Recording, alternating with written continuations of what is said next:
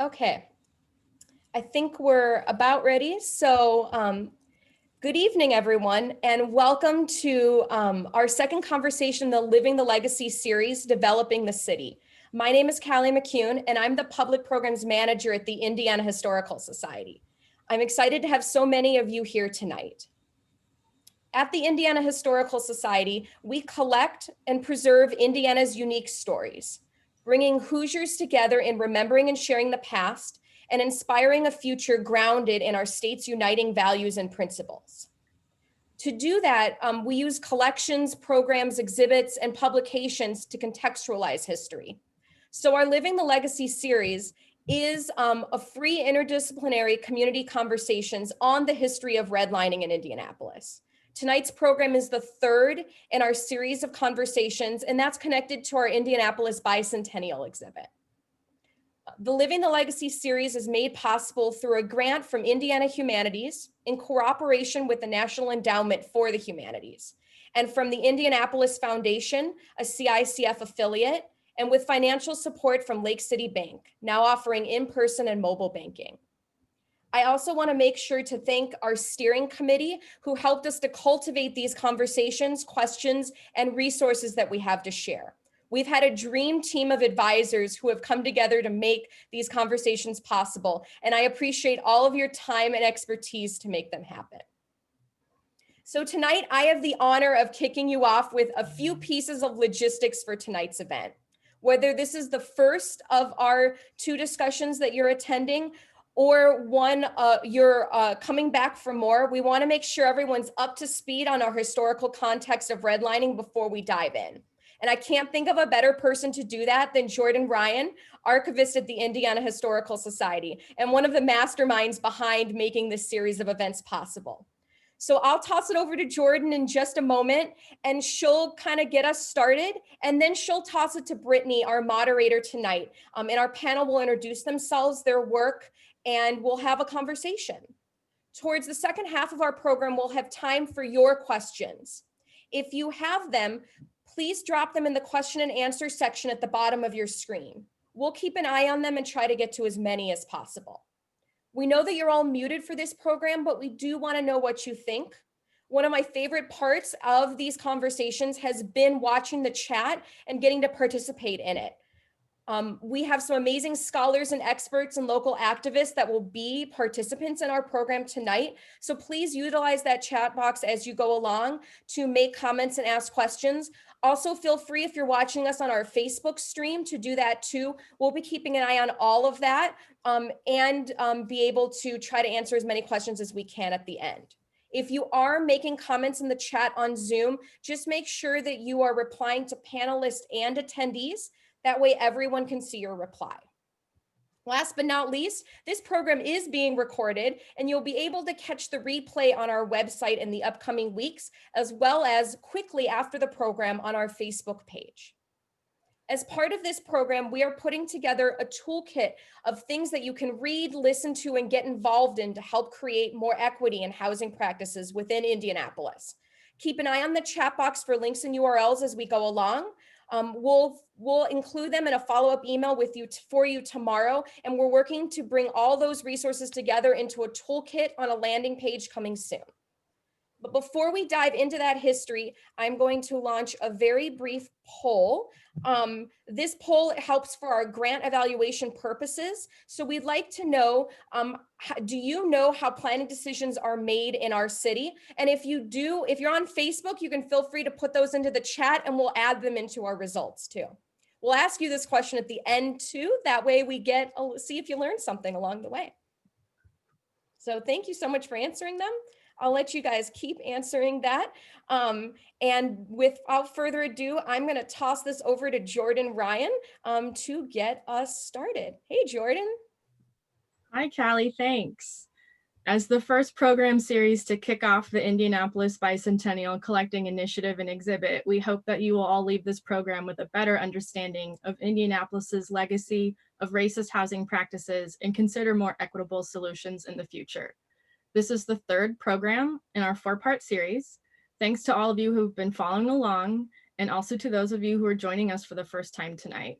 To summarize the first 2 programs, The first program was a lecture and moderated conversation with Professor Nathan Connolly discussing the national US context of redlining and also his book, A World More Concrete, Real Estate and the Remaking of Jim Crow, South Florida. You can watch the video on our website.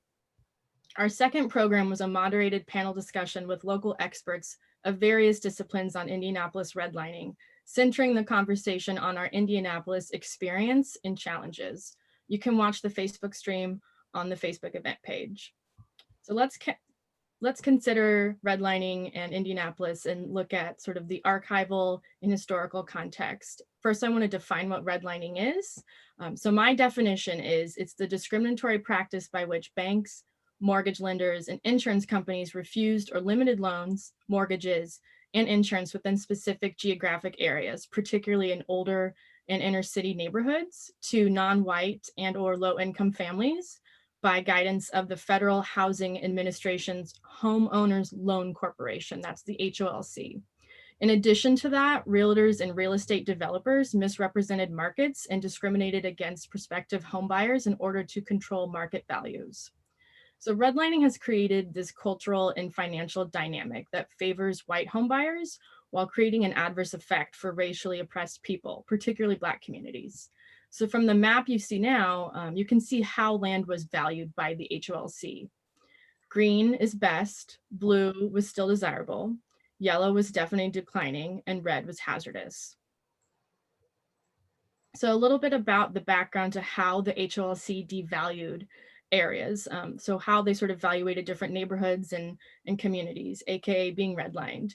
So this included things like the type of resident, that could be race, nationality, immigration status, the structures themselves. So the type of housing, the age of the housing, the materials, things like market values, assessment trends, even proximity to industry or floodplains. And here are some examples of snippets of these area forms that are devaluing neighborhoods in Indianapolis.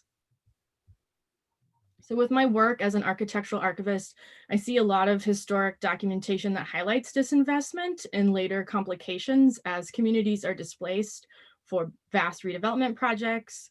And although these high-level topics are not always explicitly stated in our archival materials, I think it's really important for us to sort of read between the lines of these collections and see what we can learn about how different groups were displaced and areas were devalued in past histories. So this isn't going away. You know, the consequences of redlining are expansive and they're compounded by numerous inequitable housing and development policies that are enacted at the federal, state, and local levels. We see this impact in policies we're facing today, things like racial wealth gaps, declining home ownership rates, eviction and foreclosure rates, neighborhood disinvestment, and infrastructure challenges. So I'm a visual person, and I thought I would put together some maps just to layer different data sets on top of the redlining map and see what kind of connections we can make and think about policy today. So for example, this is the 1945 urban renewal sites overlaid on top of the redlining map. And as you see, of the 6 sites, 5 are in redlined areas, and the last one is in the definitely declining yellow area. Next, I have a highway system route map, which shows you the 6570 inner loop and 465 highway route. And again, you can see pretty much all of the inner loop is going through the redlined and yellow areas. It almost kind of bends to avoid the blue areas. And this doesn't stop historically. We see this in recent data, like these maps from Savvy, which show gentrified areas over time, starting in 1990 and ending in 2016. And these are many of the same redlined areas that are now being considered gentrified. We also see it in our 2016 eviction lab eviction rate data. So the larger dots you see here represent more evictions per section. So the bigger the dot, more evictions, and you're seeing a predominant, stretch in that red and yellow devalued areas. And again, when we think about opportunity zone legislation, which is rather recent, you can see a concentration of these overlapping areas in the previously redlined areas and a little bit in the yellow as well. So there's still a lot of work and scholarship to be done on this issue, particularly locally, but I hope I visualized a few things so you can think about sort of the accumulative and lasting negative impacts of redlining and other intentional inequitable policies that have happened in Indianapolis. You know, the city will be shaped by historic moments around us today: the 2020 pandemic, police brutality, racial inequality, our nation's housing and eviction crisis. This all stems from historic policies. And I'm going to hand it on over to Brittany with that. Thanks. Thanks, Callie, for the welcome, and Jordan for the important background information. My name is Brittany Redd. I'm an urban planner and lifelong resident of Indianapolis. Like a lot of people, I learned about city planning later in life as an adult. My introduction to planning and development came during my term of service with AmeriCorps Public Allies, where I was placed at a development corporation. And following my term of service, I was hired as full-time staff and spent a lot of time working with neighbors and community advocates on their vision for better communities. And actually, I need to take a second and to thank those people I worked with, because they really opened my eyes to the complicated and often unjust history of planning and development in Indianapolis, but at the same time, the capacity of neighbors to be agents of important change. So special shout out to Mapleton Fall Creek, Highland Vicinity, Crown Hill, Watson Park, and Meridian Park. Because of those experiences, I decided to pursue a graduate education in urban planning. I've conducted research on the role discriminatory housing practices have played in the environmental realities of Indy's most vulnerable neighbors. I currently work at the City of Indianapolis as the principal planner for land use strategy, and my professional philosophy is rooted in democratizing planning by centering the voices of those who have been historically underrepresented, and acknowledging past harms and finding ways to make our city's built environment more just and equitable. I also manage a training called People's Planning Academy, which was the brainchild of one of our panelists, Brad Bobian, and along with Jessica Thorpe. The training helps to demystify city planning and equip marginalized communities with knowledge and resources that have historically been limited to a privileged few. I'm really looking forward to continued dialogue around redlining and other discriminatory practices, because as was mentioned in the past panel discussion, these practices still exist and they've created many inequities that we see today. But enough about me. Let me introduce the panelists we have today and give them an opportunity to share a little bit about the work they do. So we have Brad Bobian. He works at Visit Indy as the planner for destination development. Brad, can you tell us a little bit about the work that you do? Sure. Thanks, Brittany. And thank you all for joining and sharing your evening with us this evening. And a special thanks to the Historical Society for putting on this fantastic series of programs, especially to Jordan for kind of being the spirit behind daylighting a lot of these issues. And so you can go ahead and put up my images. So, you know, I know next to nothing about art, I'll fess up to that, but I love visiting modern art galleries. And I think what draws me to modern art is that you really have to think to understand it. You can't just take a glance at it and understand what you're looking at. Now, if you don't know anything about the image that's on the screen, you might mistake it for a piece of modern art. And graphically, I think it's quite beautiful. The arrangement of colors, you know, the positioning of the empty space. And while the positioning of those dots, you know, and the colors might seem arbitrary, you know that nothing in art is by accident. Every stroke, every dot, every relationship is quite intentional. And sometimes you really have to stare at the piece. You have to come back to it over and over before you really grasp what the artist is trying to communicate to you. Now, what's on the screen is not modern art, though. It's far more consequential. The implications of it are far more, grotesque and immoral and often inescapable. But like art, the composition is no accident. The relationships of dots is really quite intentional. Next image, please. So this is a racial map of central Indiana today. Next image. There we go. So this is a racial map of central Indiana today. Every dot on the screen and every color represents a person of a different race or ethnicity. Doesn't really matter what color represents what race, but if you've driven around, you probably intuitively know what's going on here. And so I am a city planner. In planning school, we learned about redlining.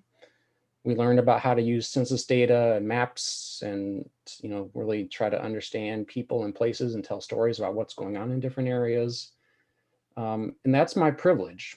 I'm learning about this stuff. For too many, including probably many of you listening today, you've lived this. You haven't had the privilege to learning about this. So what makes me angry, the most angry about this image isn't that it divides people up by the melatonin of their skin. That seems pretty arbitrary, but so does much of life, at least mine. What pisses me off most about this is how this map has impacted the lived experience of hundreds of thousands of our neighbors. When you look at this map and virtually any other map of life outcome, poverty, property values, family wealth, educational attainment, violence, food deserts, food swamps, voter participation, life expectancy, it's the same damn map. And it's been that way for generations. And so why do I care about this? Why am I here tonight? Well, if you look at me, and you know that I led the city planning department team here in Indy for 7 years, I'm really here as the symbol of a system that created that map to really own that place. And I really want to help share that every stroke, every dot, and every relationship on this map is no accident. The system is designed to give you the results that you see. And when you see results that we see in our city, that you see in every city across America, we really have to question the system. And so you can go ahead and cut the slide, Callie.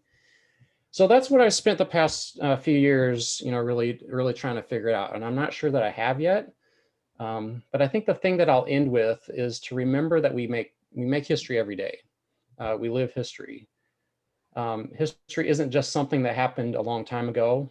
Practices like redlining and blockbusting and racial restrictive covenants, are thankfully condemned to history. But we have found new tools with less sinister names to carry out some of their destructive work. And so the way that we segregate housing types in planning and zoning, the deference that we offer to homeowners in our processes, the way that we do engagement that's really accessible only to those with time and capacity and connections, our failure to communicate how cities actually get built, the complaint-based way that we respond to neighborhood needs, all those things and more continues to reinforce and create the map. And so we don't study history really to learn about it. We study it to learn from it. And so that's why I'm here tonight. Thanks, Brittany. Thanks, Brad. I can't wait to dig a little bit deeper into some of the topics that you just brought up. Next, we have Austin Gibbel, who is the project development planner for Indigo. Austin, do you mind telling us a little bit about the work you do? Sure. Thank you, Brittany. Hi, everyone. My name is Austin. I am a project development planner / project manager for Indigo, the Indianapolis Public Transportation Corporation, which I'm all certain that you're familiar with. But I have a history and background in researching transportation and how that impacts communities and how it impacts access to opportunity. So in the context of the transportation network, if you go back to Jordan's slides, that's not a request, you don't actually have to go back to that, but if you overlap the redlining map with maps of the interstate highways, or Brad's map and the racial makeup of Indianapolis and a map of the interstate highways. Not only were these interstate highways mass displacers, almost 17,000 people were displaced in Indianapolis alone for the development of these interstate highways to suburbs that our neighbors, many of our neighbors just didn't have access to due to restrictive covenants. They were displaced by them, and also they were separated by them. And that separation is still very evident today, where the southern portion of Indianapolis on the east side, south of I-70, is significantly more white than it is on the north side of I-70. And there are only a handful of crossing opportunities under or over I-70, and many of them don't even have sidewalks. The access simply does not exist. And that's historically not an accident. They were designed to keep people apart. In the context of transportation in Indy, our street railway network was largely built for the purposes of development, but our interstate highway system was designed for redevelopment and destruction of neighborhoods like Indiana Avenue and Ransom Place. And this practice of redlining shaped the way interstates came into the cities. Obviously, the planners and engineers and politicians thought, well, where's the most logical place for these interstate highways to go? Well, that would be the places where there would be A, the least capability for community resistance, and B, where the property values are lowest. Where are the property values lowest? Where they have been systemically denied the ability to build their own wealth and gain loans guaranteed by the Home Loan Corporation. And this investment in interstate highways and simultaneous disinvestment in public transportation services really broke that opportunity for access for many, many people and created this stigma of public transit service that is still, we are fighting an uphill battle to this day, where we see individuals say, I would never ride the bus. That's for those people. That's for someone else, someone who is down on their luck and just doesn't have a way to get anywhere else. And this constant disinvestment has resulted in these neighborhoods that have been historically marginalized from getting access to jobs throughout the city, or having a 2 or 3 hour commute each way just to get to a minimum wage paying position on the other side of the county. So if you want to go ahead, you can pull up my slides. So Indigo is trying to bridge some of these historical gaps, not only through the bus rapid transit network, but also through the local buses. And local buses don't really get a lot of love. The focus is on a lot of the large, big, shiny BRT projects that come with a lot of infrastructure improvements, which are great and desperately needed. But a frequent local bus is an incredibly powerful tool towards writing some of or at least providing additional access to opportunity. So here I have two maps of the transit system that is proposed as part of the Marion County Transit Plan. One is the BRT only, and the second is the BRT plus the adopted local bus grid that is proposed to be implemented in the near future. And the first BRT line opened in September of last year, and it aptly named the Red Line. I promise there's no relation. But it did get a little bit of flack for serving areas like Broad Ripple and Fountain Square and downtown, which are largely viewed as these whiter, wealthier areas. And that's not wrong. It's quite true. But what it also does is it serves as a spine that bridges, as you can see in these maps, the historically underinvestment and invested in marginalized areas to these areas that are wealthier and have more jobs and job density. But it also serves as a connector for everything else. So the red line, the purple line, and the blue line are all designed to function as primary spines to this grid system that feeds in and out of neighborhoods, those that have experienced extreme disinvestment and are experiencing displacement by disinvestment, and shortening those travel times to opportunities in downtown. Not just downtown, but throughout Marion County. But this isn't really enough per se. there are lots of other policies that are at play, but Indianapolis is still one of the largest regions in the United States that don't have a regional transit system. You cannot get to the suburbs where there are a lot of job opportunities on public transportation. There is no fixed route public transportation in Hamilton County. There is some in Johnson County, but it's fairly minimal. And that's about it. And so this gap between access to opportunity and where people live, where the labor market is and where the job market is some of the worst in the country. And it gives us some of the highest transportation costs in the United States. It's incredibly difficult. So all in all, it's saying that transportation is some of the hardest and most expensive problems to fix that was built on the backs of these redline neighborhoods, and that we have a long way to go before repairing them in a substantive or any meaningful way. Thank you, Austin. We're definitely going to dive a little bit deeper into transit and infrastructure and the way that redlining and other discriminatory housing practices influence those things. So thank you for that. Now our last panelist, Lorenzo Gibbel, who is an architectural designer and project manager at Rotman Collier. Zoe, can you tell us a little bit about the work that you do? Thanks, Brittany. And again, thanks to the Historical Society and Callie and Jordan for putting all of this on.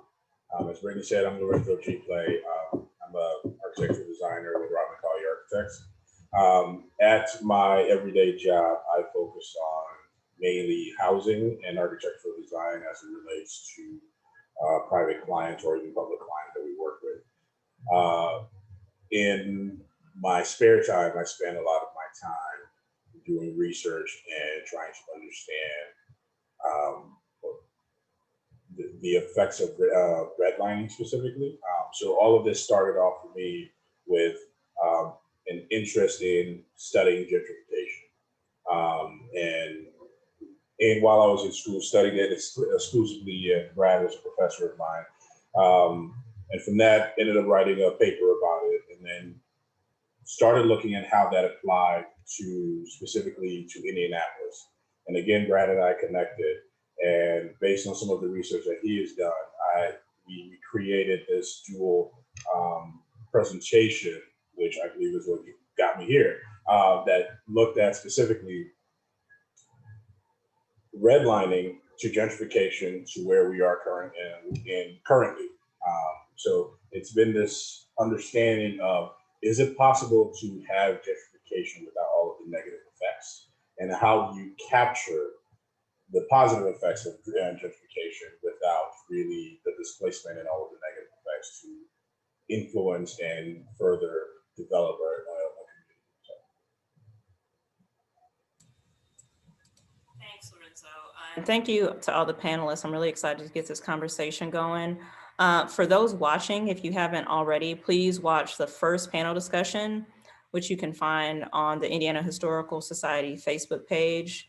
That particular session provided a local context of redlining and other discriminatory housing practices. In this particular session, we'll discuss how those practices created inequities in the built environment. So let's get started with the basics. So before we dive into some of these complex topics, I think it could be helpful to talk a little bit about how a city is planned and designed, what goes into that. And I'll pass this over to Brad to get started. All right, so the thing I used to say when I worked over at the city at DMD was that the city doesn't build the city. And what I meant by that was the city has city planners, the city lays down pipes and roads and infrastructure and some things like that. But as far as what pops up out of the ground, the city has very little role in that. I mean, there's regulation, there's zoning, sometimes there's incentives to guide all of that. But private development really is what builds the city. And you can love that or hate that, but that private development is what builds the city. It always has. That predates city planning really as a profession. City planning as a profession's a little over 100 years old, and private development's a lot older than that. And so private development really focuses on what drives investment of any sort, whether it's real estate or other forms of capital. It's making money, right? And so development itself is really amoral, not immoral. It can be, but amoral, in that it will do anything that provides a return. And so when you think about how cities grow, they're really responding to what's in demand, and what's in demand is really driven by people with money.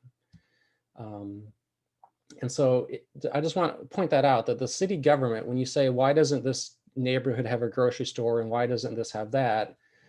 City government really has very little influence over that. We can cheerlead, we can provide incentives and things to get some of those things in different places.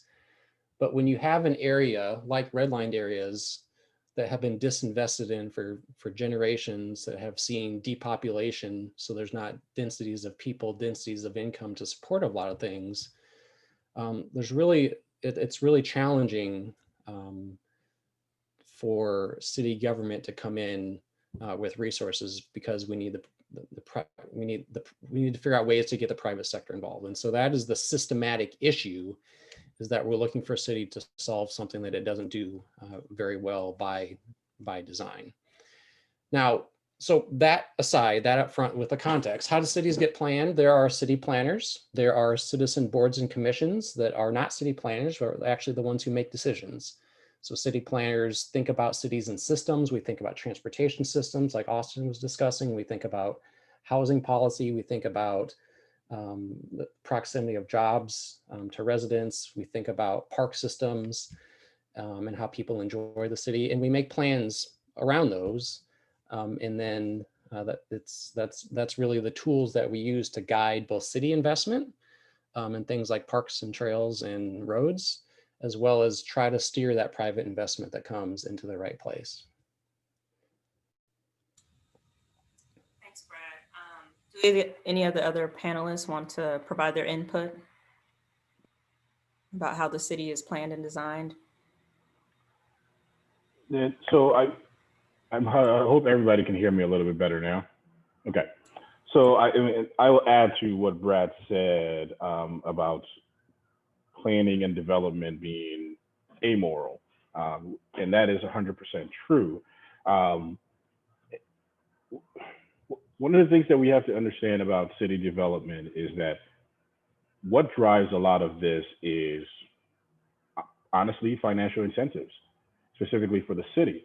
So from the city's perspective, it's very much is there a huge tax base here that we can capitalize on that further helps the city grow or helps the city with, whether it's a deficit or anything like that, right? So and it's slightly a self-fulfilling prophecy, because a lot of this work, a lot of the reason why these communities are the way they are, as we've talked about from all of the previous sessions prior to ours, is that the city held a very, very huge role in creating these disenfranchised neighborhoods. And then the flip side of that is to then say, well, we can't help you because you don't really have the financial incentives there. And that may be the case. One of the other things that they have as a toolbox is they do have some financial pieces that helps developers, right? In this whole process, we're always looking to point the finger at somebody, the architects or myself, right? We say that, well, we can't really design something because this is what the developer wants. And the developer says, well, this is what I want because this is what the city has told me. So everybody's pointing fingers. But in my personal opinion, the city has the ability to say that, you know what, Mr. Developer, you want some of my money. I need you to specifically work in this area. Or as they have now done with the Lift Indy program, highlighting specific areas to say, we are going to do a concentrated effort of dollars in this area to help elevate this area. Now, we've talked about the whole gentrification piece, and all of that. So we can shift into that at a later conversation. Thanks. So, kind of building off of that. So, Richard Rothstein, the author of The Color of Law, the book that's kind of been a resource for a lot of people that have wanted to take a deeper dive in understanding what redlining is. He acknowledged the role that the federal government has played in like establishing the homeowners loan corporation and these policies that forever changed the trajectory of our cities around the nation. However, he also emphasized the role that local governments have played in being complicit in those realities. So my question is, how would you describe the role that Redline has played in development and also local government at the time? Well, I think as Zoe mentioned, it becomes a self-fulfilling prophecy. And so when redlining starves an entire community of the opportunity for wealth building and economic opportunity, when people move out, when there's displacement by decline is another form of displacement, when that starts happening, there becomes less tax base, less public outcry, less voter participation, all those things that get local government. And so it does become a self-fulfilling prophecy. And I mentioned in my startup, this concept of kind of complaint-driven government, which is what, if you've got the Request Indie app, that's a complaint-driven process. When city government is driven to the place that has the squeakiest of wheels, and when you have a community that you've starved of economic value, when you've starved of political efficacy, those are not the places that are the squeakiest wheels. And so it does become the self-fulfilling prophecy. It also in some cases, it steers development away, right? And so if we look at Martindale, Brightwood, some parts of Maple and Fall Creek, Crown Hill, you look at some of those communities. Station Street in Martindale, Brightwood used to be a very lively mixed-use village, center of that community. It's been decimated. The flip side of that is when you get places that are decimated like that and start becoming attractive again, then they become very affordable places for people with funds to come back into. And so redlining, long-term, short-term, has starved, and short-term, I mean decades, has starved many of our neighborhoods of development opportunity, but that also has positioned them to be pillaged when, tastes and consumer preferences and funding comes back around. And so that's many of our redlined areas have been almost kind of double victims in this vicious cycle. So, Austin, go ahead. Well, I wanted to build on that, in that these neighborhoods have not only been starved of development, but the development and the jobs go elsewhere, sometimes within the county, sometimes with not. And they are built in fashions that are not conducive to those living in these marginalized neighborhoods to accessing these new development areas. Almost half of streets in Indianapolis have no sidewalks whatsoever. And our current land development practices prioritize parking and traffic flow over overall accessibility. So this almost adds a third punch to the 1-2 punch that Brad mentioned against these neighborhoods that are experiencing and have experienced systemic decline and have suffered from having their property values artificially depressed and having public schools and public education tied to property taxes. And so this snowball effect of inability to attain education and inability to obtain economic opportunities. And I would further add to that. So Brad has a lot of phrases and catchphrases. One of my favorite of his, and it's always going through my head, is when you see a pattern, there's a reason for it. The system is designed, and as he's mentioned here, the system is designed to give the output that it's been designed to do. But when we think about that, or when we hear that, we often think that this was a conscious effort that was planned from the beginning. And what we have to understand that this is a design system, but design is very much iterative. So what that means is that there was the initial design and then the outcome, and then they said, okay, well, let's see how much we can add to this, or let's see how much more of an outcome we can get. And this has been going on and on and on. So as Brittany mentioned with the book, The Color of Law, which is one of my favorite books, I think I have 3 or 4 copies.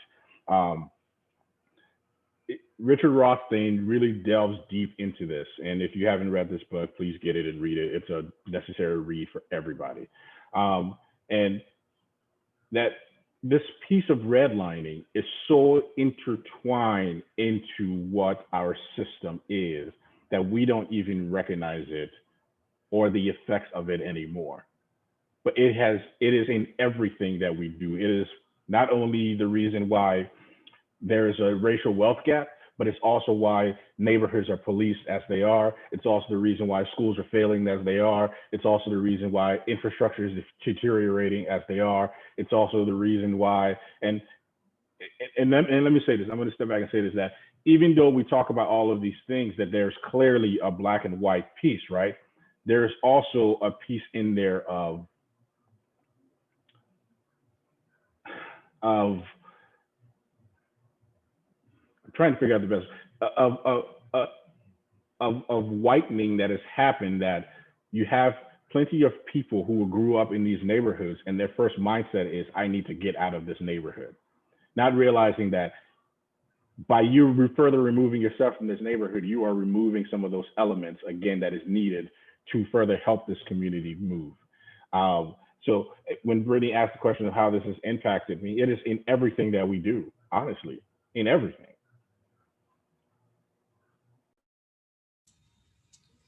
Thank you for that. Now, each of you have kind of alluded to the role that race has played in development, the connection with Redline, and you've kind of thrown out some topics like urban renewal and single family zoning and that sort of thing. But to me, I'm curious about what development has looked like specifically for communities of color because of redlining and similar practices. And I guess it would be helpful to kind of, we're all, the panelists and myself as a planner, we're really familiar with some of these topics, and maybe it would be helpful to provide those watching with maybe like a timeline of those things as you explain them. I guess I'll start. I know Wildstyle Paschal was on last month's session, and if you haven't read his article about the ethnic cleansing of Indiana Avenue, I really encourage you to do so. Because I think today we forget, or at least some dominant culture forgets, that early on, many of our Black communities here in Indianapolis, but also across the nation, many of our Black communities were complete communities. Wildstyles, mentioned Indiana Avenue and the number of grocery stores that it had, and just the pure economic activity, the types of the mixing of people of different classes and wealth that happened on the avenue. I mentioned Station Street and Martindale Brightwood. That used to be full of vibrant neighborhood serving businesses. 30th and Central and Maple and Fall Creek was similar. And even if they didn't have those types of amenities, we had not sprawled out yet. And so they were in close proximity to to Austin's point about the red line, about providing access to areas of opportunity. Back before we sprawled out, transit really was able to serve our entire community. You were able to get around this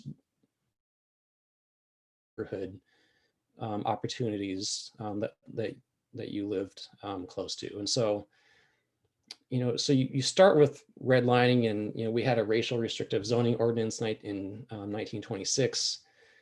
You couple all those kind of policies to deprive wealth generation, beginning in the 1920s and continuing into the 60s. You add in auto ownership that happened after post-war. You add in the sprawl that was resulting because of that auto ownership, because of the subsidization of suburban mortgages, because of the subsidization of the interstate highway system that allowed first white flight and then income flight of all colors to go out. That clearly negatively impacted these communities of color in our city. And that resulted in this reaction of city imposed renewal. And so urban renewal started kind of post-war and continued into the 60s. In Indianapolis, we had redevelopment areas. We participated in the Model Cities program, which is a federal redevelopment effort to really clear slums. And that term itself is racially loaded. But that really led to government imposed investment, not necessarily neighborhood supported or neighborhood demanded, but government imposed revitalization into neighborhoods. And that, like I said, continued into the 60s and 70s. It died out during the Reagan administration. And at that point, I think a lot of neighborhood change in Black communities just continued to slide until we get to today. And I don't know, today we're facing in many of the redline, especially many of the Black communities around downtown, displacement and property value pressures. And so I guess as an overview, that's kind of the timeline as I see it as a city planner of what's happened. We started off with very vibrant, complete Black communities, and we've ended up with these places that are so decimated. From an investment perspective, it's not to say that there's not talent and art and vibrant culture and everything like that remaining. The people have been remarkably resilient, but from a city building kind of investment perspective, it's been decimated.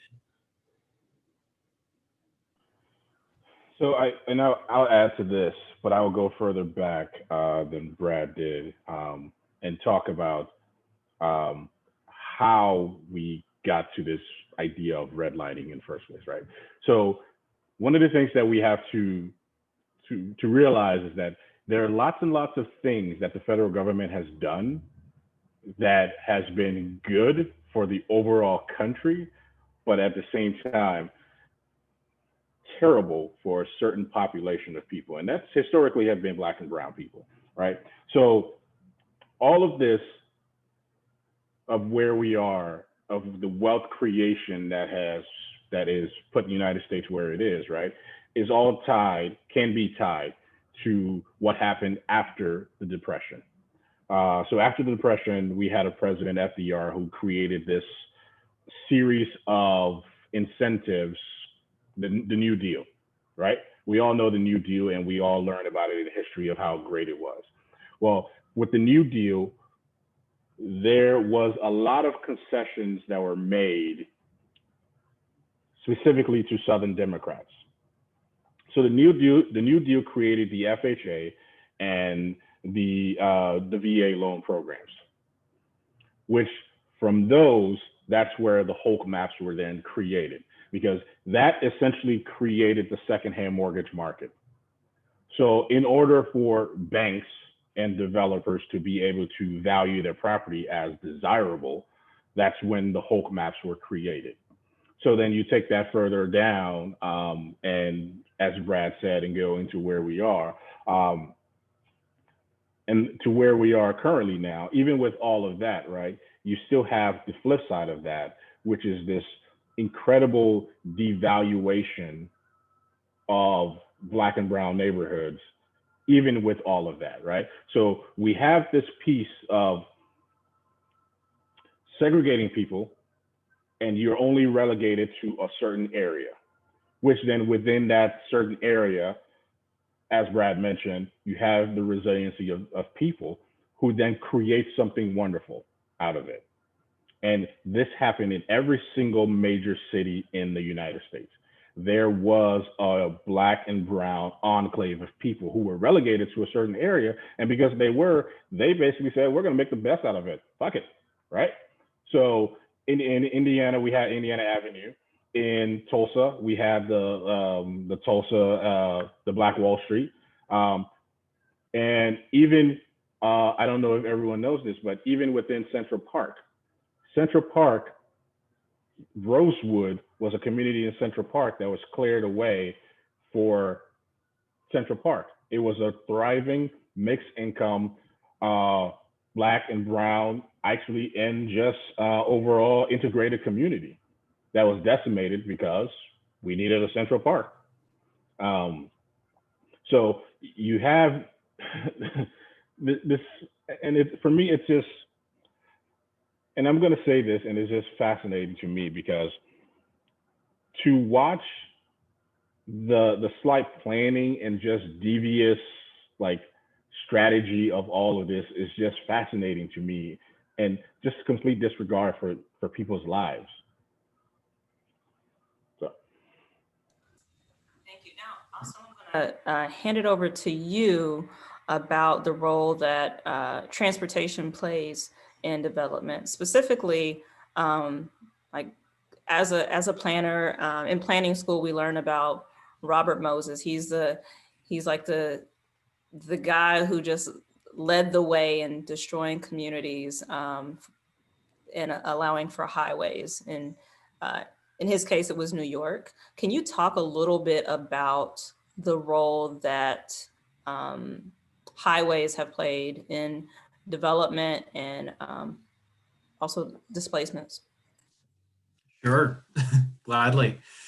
So you touched on Robert Moses, and for anyone who is kind of like this, sits in the planning circles or is plugged in, they're very familiar with him. But for those who are not, Robert Moses was essentially, I don't want to say all powerful, but he wielded a lot of political power within the state of New York and building these magnificent new expressways in Buffalo and Syracuse and New York City, and in the process demolishing a lot of communities along the way and destroying, and I'm sitting here looking at the chat that someone mentioned, a lot of the social capital that resided within these neighborhoods, despite them being designated as slums for not having things like indoor plumbing or light or air, as were common buzzwords in the early and late progressive eras, and fighting against poor tenement housing conditions.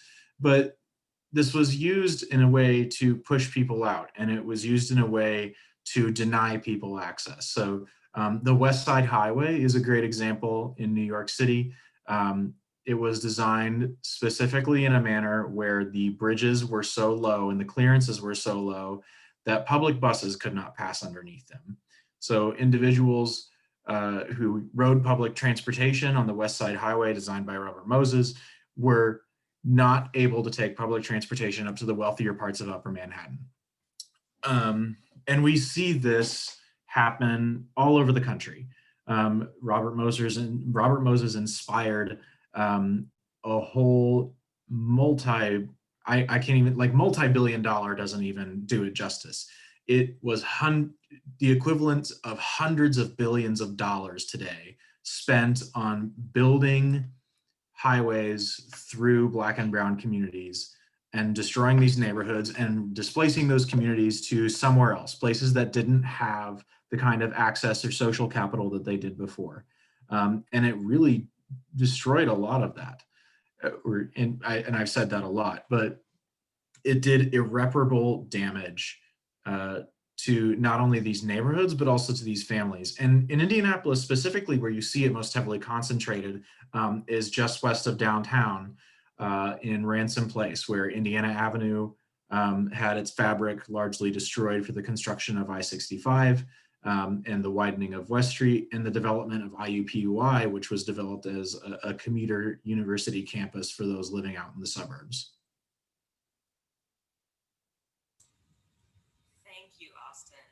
was such a thorough breakdown. Thank you for giving us a transportation planning history lesson. So before we switch gears and go into Q&A, I have one last question for our panel. And I think this one is particularly important because it gets at the question of power.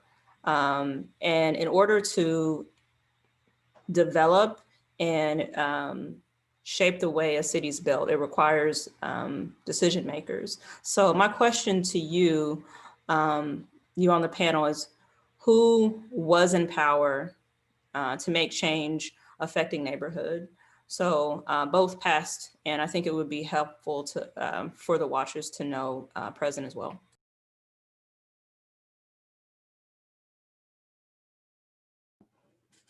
All right, I'll start again. So let's focus on now. As like I said, we're living through history, and we keep having these systems that make that map that I showed possible. And so, I think I hammered home that developers, investors have a lot of power. So let's set that aside. Residents do have a lot of power, particularly those that have a lot of social capital tied into the power structure. Those who know how to pull the strings of elected officials, that know how to get access to them, that know how to raise hell to get their attention. Those types of resident groups do have a lot of power. And so, we've seen, speaking of transportation, we've seen that play out recently with the Rethink Coalition that's taken NDOT to task on the North Split, and how first if and then eventually how that got or will be rebuilt. But I'm also encouraged, by the energy that's unfolding right now with the Reclaim Indiana Avenue coalitions. Again, speaking of Indiana Avenue, and I think there's a lot of energy, grassroots energy, being built through that coalition, and I hope that it has the same sort of impact that the Rethink Coalition has had on the other side of downtown.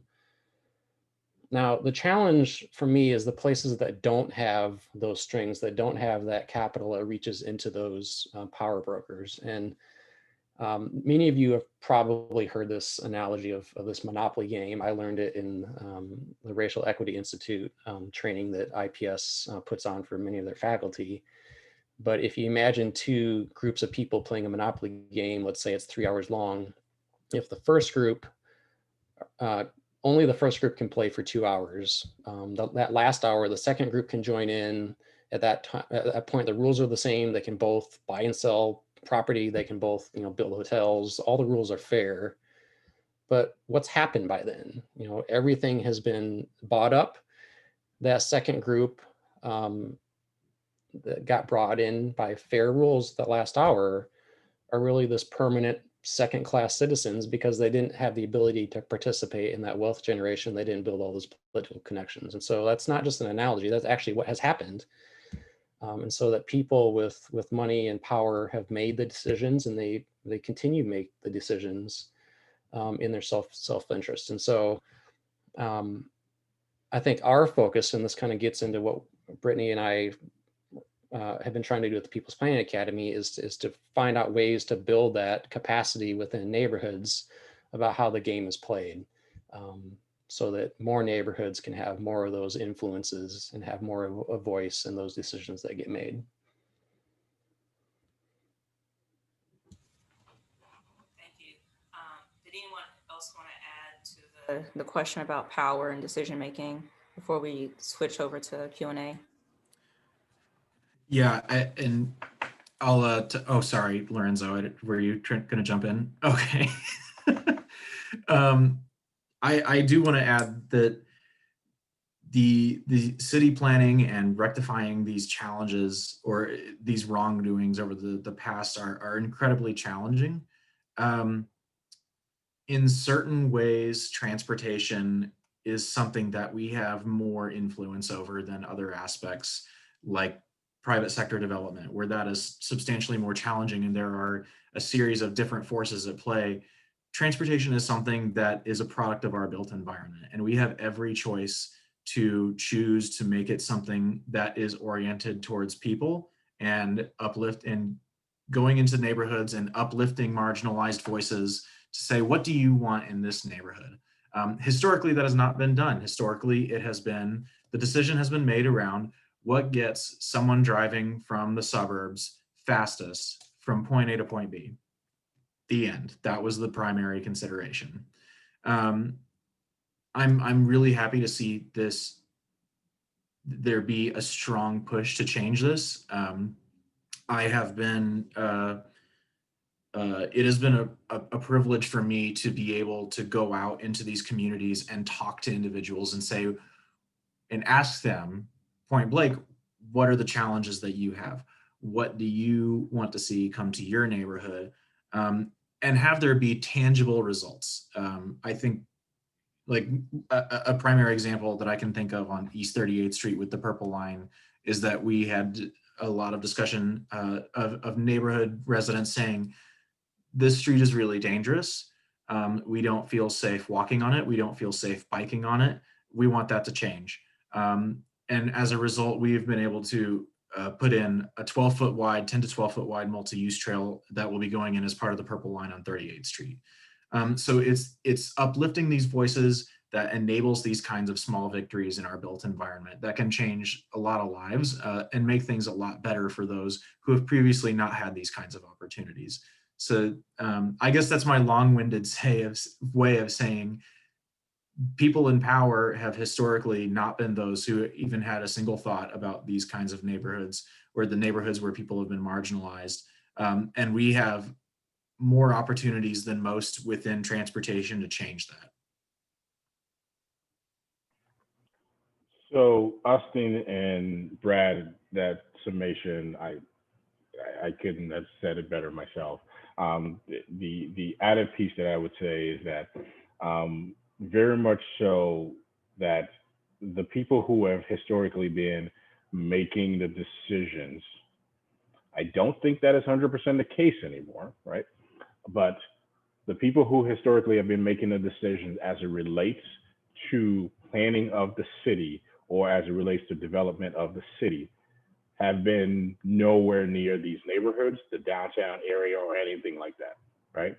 So even now, in my personal opinion, I think that if you're working for the city, you need to be living within city limits, at least close in the area where you're working. If you're head of a CDC, you need to live in the neighborhood that you're working in. That's my own personal opinion, but what can I say? And then I think one of the things that has changed dramatically from where things used to be to where we are now as it relates to the grassroots movement, however you feel about it, right? Social media has been very, very helpful.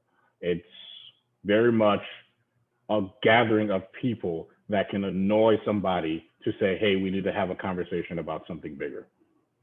As in what's happening with Reclaim Indiana, Rethink 6570, right? There is this corralling of people, so much so into an area to say, let's look at this.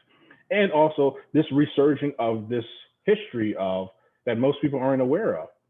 That, yeah, if as a person, you don't see the pattern that every single city that you go to, right? Minorities are living in a specific area and you don't see a connection between that, you're a fucking idiot. Sorry if I'm right. But so there's just been this resurging of this history for people to start to understand that, yeah, we're good as people, as individuals, right? We're fantastic, but there are also terrible people here and we have done terrible things to other people. So we need to understand that history and then do better. So. Thank you. I know that was a heavy question to address, but I really appreciate your feedback and your thoughtful responses to that. So let's jump into the Q&A. So we talked about who the players involved when it comes to the development. So someone asked, what role do nonprofits like Lilly and CICF play in shaping the urban landscape here in Indy? So that's a fantastic question. And so there's nonprofits like those Philanthropic, and then there's boots on the ground. Brittany, you mentioned Maple and Fall Creek, and there's those community development corporations that are kind of the mission-driven organizations that are trying their best with not nearly enough resources to undo a lot of this damage. And so you have those boots on the ground. When it comes to philanthropy, I think I don't want to pick on the endowment. I don't want to pick on CICF, and I'm not. I'm speaking at large about philanthropy. You have to understand where that money has come from in the past. Now, philanthropy supports a lot of things.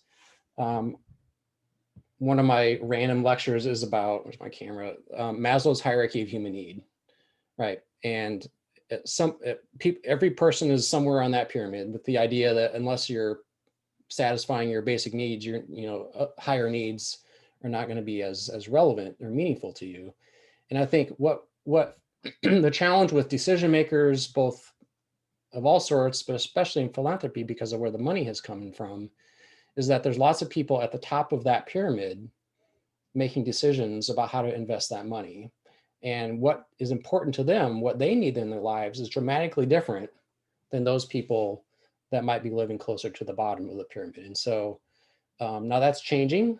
I think you've had a sea change in, especially locally, in some of the way philanthropy is invested, that there's a lot more neighborhood community input and control over where that goes. So I think there's changes, but you do understand that you have to understand where the money's coming from and where the people on this pyramid are that are making decisions. Because if you're at the top of this pyramid making decisions for people at the bottom, you might not be making the most relevant decisions. So that's my negative side of philanthropy. The positive thing is the amount of funding that they pour into neighborhoods, to pour into especially housing development, into the community development corporation system that we have. Without people like the endowment and CICF, the impact of those organizations would be minuscule compared to what it is. And I agree 100%. And the comments that I'm going to be making are not meant to pick on philanthropies or nonprofits in any way, shape, or form. But to further add to what Brad is talking about, is that historically you have to understand where the philanthropic dollars come from. This is, for the most part, rich white families who have built wealth over time based on racial injustices in some way, shape, or form, right? That have gotten to this point where they've created an endowment, and based on all of the negative things that their families have done in some way, shape, or form, they are trying to do better. So that is what we have to understand what philanthropy is, and we got to call a spade a spade. I'm sorry. But even with that, right, there is this drive to do better. More and more, as Brad said, there is a drive to do better and this change to do better. But it very much varies, because it's very hard to be able to make decisions to help somebody if you don't know, or if you've never walked in their shoes. You cannot look at an entire community and say, you guys, this is terrible, yada, yada, all of these things are here, and you need a grocery store, or you need this, this, and this, because those are the things that I need in my community, without you fully understanding like the desire there. It's great to have a grocery store, but if you don't have transit for people to get to the grocery store, what does it matter? Right? Or there may be a grocery store there that just needs a further boost within an area. So that's with the philanthropies. When we look at the other nonprofits, specifically the CDCs and all these other organizations that are there with boots on the ground, and all the social organizations that are doing this work, a lot of them are so entrenched in the work that it's very difficult for them to see the larger picture. They are so much in the weeds that they are just trying to resolve the issues of the day-to-day of the people who they're serving. So in my personal opinion, there needs to be a furthering of the gap that exists between the work that philanthropies want to do and the people that are with their boots on the ground, to basically say, okay, this is the larger picture, right? How can we help you do that? Oh, Mr. CDC, in some way, shape, or form, what do you need? And I'm going to also say this because personally, I'm very much a middle ground person. Some of these CDCs don't actually represent the true people within the community that need those helps. As Brad has said, the squeaky wheel, right? There are so many people who are squeaky wheels within the community that they overpower the other people within the community who have the larger need. And I want to build off of that a little bit, speaking towards philanthropies, but not necessarily much towards CDCs, but I think it's important that we recognize like what philanthropies are, like what is their role. And it's essentially in a city like Indianapolis, where we have a really strong philanthropic background, where there's a lot of that going on, and that's great.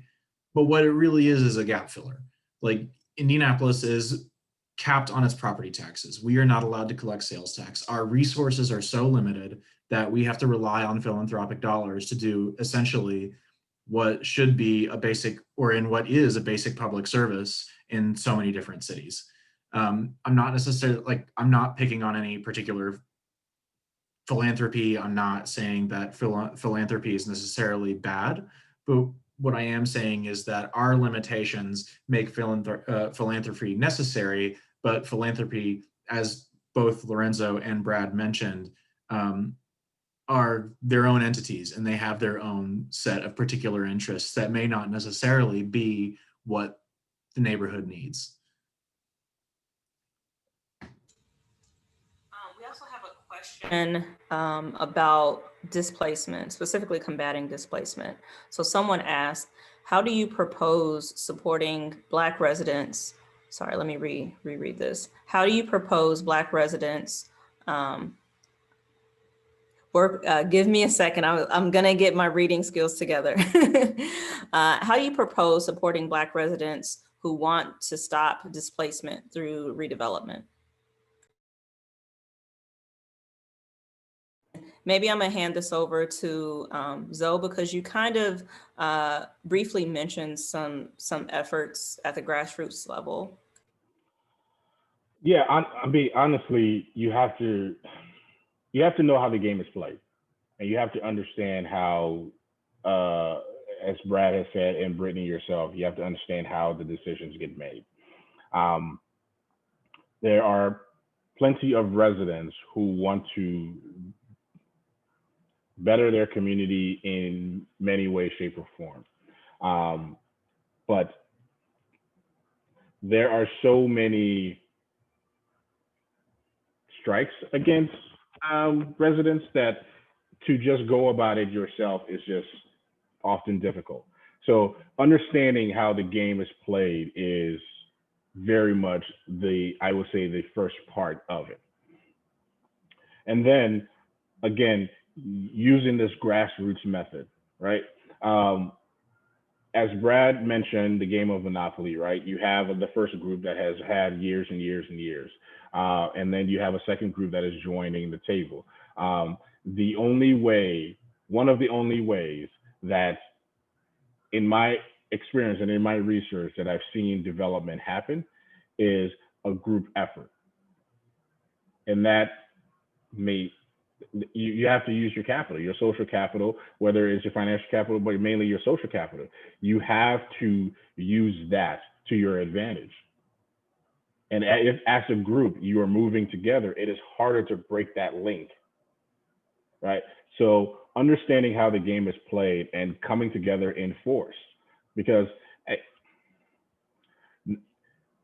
there are very, very few Black and brown people who are independently wealthy within Indiana or Indianapolis, right? To be able to jump into the development world and do all of it like they want to.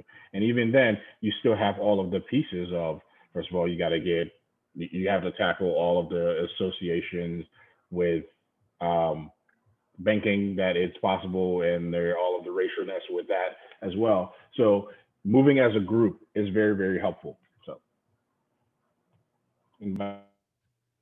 Yeah, I think so. Had notes in my brain about this, but for me, it's the first is lifting the curtain on the game, and that's, as I think Zoe mentioned, it perhaps was Austin, but I think when we lift that curtain, we hope to find the wizard, that there's just some wizard that's directing all of this. So if we can just fix the wizard, this will all be fixed. Well, there's not, right? It's a complex system with millions of individual actors that are responding to the game. So, don't hate the player, hate the game. And so, as I mentioned before, Brittany and I are the People's Planning Academy. That intent is to teach the game, so that people can play the game. You have to understand the game before you can play it. The second piece of that is harder, and besides philosophy, I don't know how to do this. And that's, you have to level the playing field, right?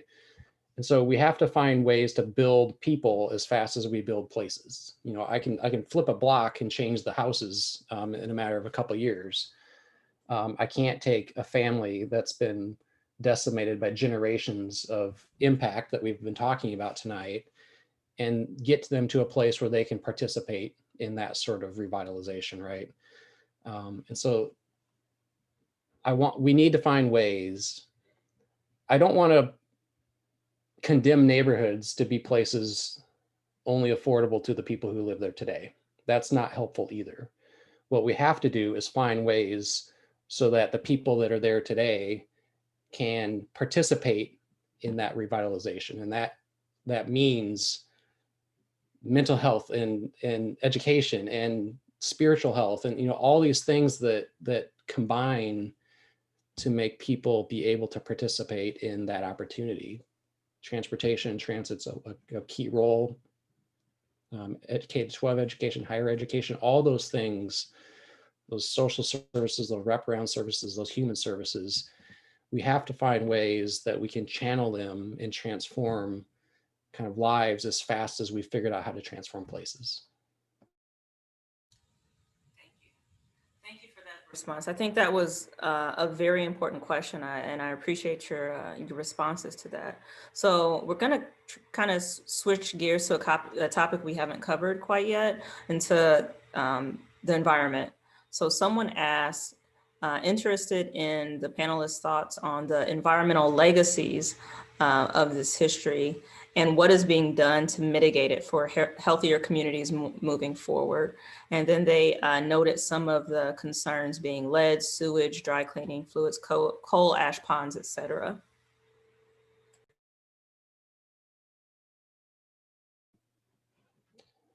I guess I'll try to take this one. This is not my specialty, but all of those things that you mentioned are things that depress property values. And so clearly, if you have the ability not to live in a floodplain or next to a factory or next to a highway, you're not going to. And so those places become, the hazardous places become the places that are affordable for many of our lower income residents.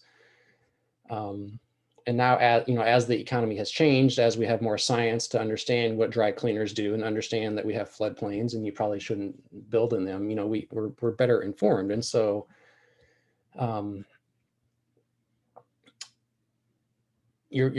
you're still left with this challenge that we still have to have factories, we still have highways that move trucks around, and we still have bad uses. We have to have those as a society. And so you have to find, the system is, I go back to the organized neighborhoods and the people that have the connections in the social capital, they're able to organize to keep those things at bay.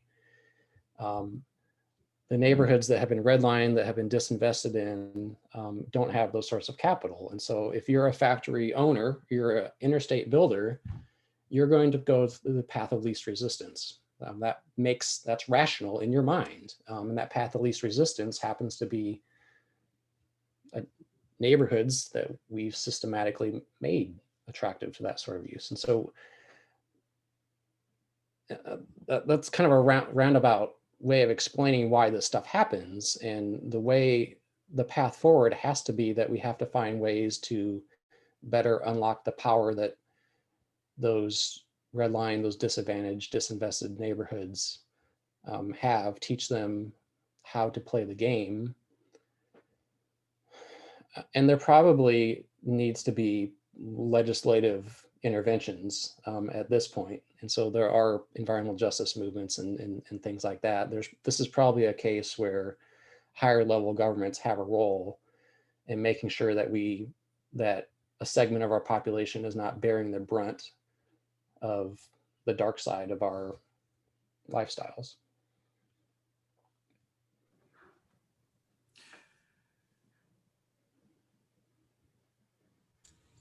Austin, did you want to add to that? I had a thought and Please bail me out. so oh no, he's thinking again. So I apologize if this is mildly incoherent, but if we're talking about, the environment and environmental impacts and how it impacts historically redlined communities and how those legacies still remain today, and yeah, it's very much there. There was actually one question I saw pop up in the chat was if there's any podcasts that I recommend. And I think one of the best examples relating to this particular topic is a podcast called The City, and it's from USA Today. And it examines historical environmental injustice on communities of color in redlined neighborhoods in Chicago, Houston, and Reno. And it's very good, but essentially it outlines how these neighborhoods were treated as a dumping ground. For concrete, for coal ash, for industrial pollution, for water pollution, and undoing that. Oh, wow, someone already posted it. Thank you, Callie. That didn't take long. Speedy. But undoing this damage is so astoundingly expensive that local governments have very few resources to actually deal with it. And it's a problem not just for the residents that live there, but for the local governments as well. I've been working on projects where we have leaking underground storage tanks, or we still have vapor plumes from dry cleaners that used to exist on neighborhood corners. And it's pretty, it's more problematic for the people who have to live on top of it. They have no other choice.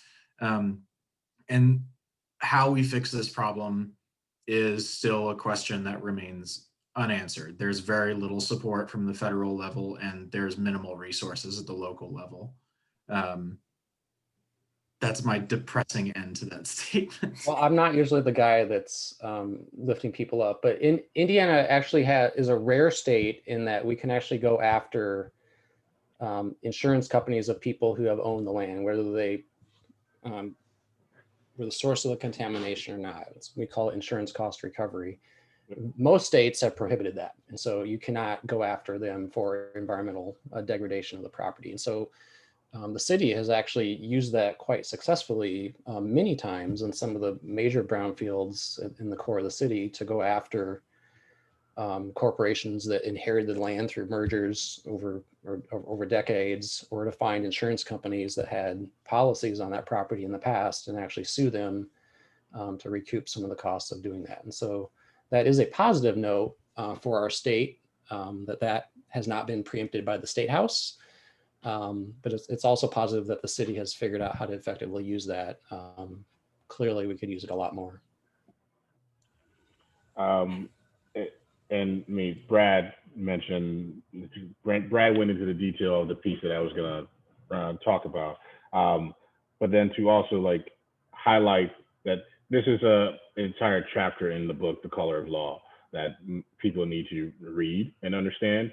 And I mentioned it earlier of the location of certain neighborhoods within cities. The zoning of industrial around or within primarily Black and brown neighborhoods, it was all entirely on purpose.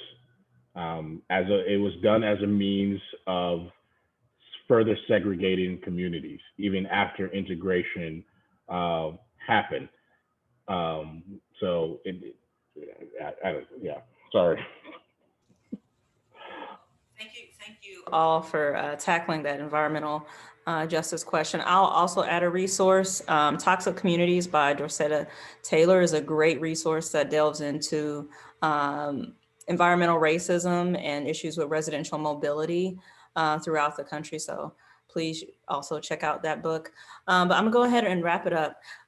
Thank you so much to everybody on the panel for providing your insight, and then also answering these very complex and heavy questions. Thanks to the folks out there watching this and coming up with these tough questions, and continue to have conversations around these issues, because we can't, change the future unless we at least have dialogue and keep pressing to come up with solutions to these historical injustices. So with that, I'll go ahead and pass it over to Jordan, who will give us a glimpse about what's to come in the series. Thanks, everyone. Thanks, Brittany, and thanks everyone for your questions and comments. I hope these conversations will continue between all of you and in the work of our panelists. As we mentioned at the top of the program, this event is part of a series of conversations about the history and impact of discriminatory housing practices in Central Indiana. I hope that you'll join us on November 10th for our fourth and final program in this series, where hopefully some of those lingering questions you asked about, specifically how we can sort of fight contemporary redlining today, can be answered. You can find info on that program on our website. So now we will launch our last follow-up poll. Give you a second to answer that. And we will send you a follow-up email tomorrow. It will have a brief survey. We'd love to know what you thought and how we can make it better in the future. We'll post this conversation to the IHS website in the upcoming weeks. If you want to catch the replay sooner, you can find the recording on the IHS Facebook page. It'll be a stream video. Thank you, stay safe and healthy, and we can't wait to see you in the future.